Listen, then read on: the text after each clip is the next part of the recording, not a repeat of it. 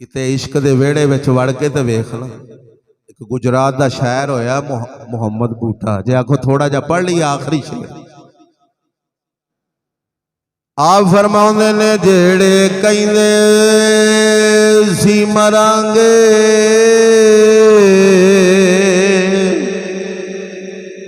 नाल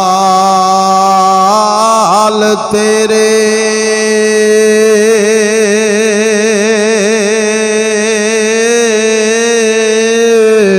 अज ओना भी बाजियां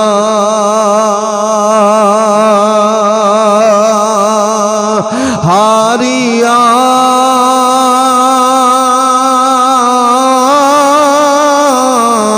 आने जेड़े नैन तक दे सन दिने राती अज ओना भी बारियां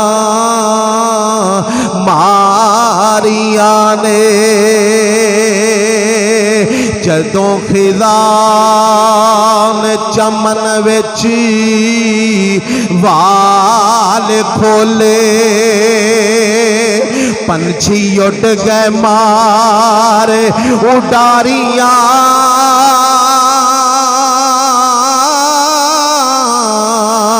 आने जेड़े नैन तक दे सन दिन राती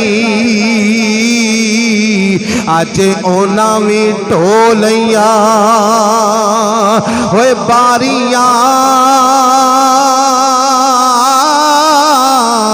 आने मुहम्मद बूटिया झूठा ए जग सारा कमली वाले दियां सच्चियां यारियां।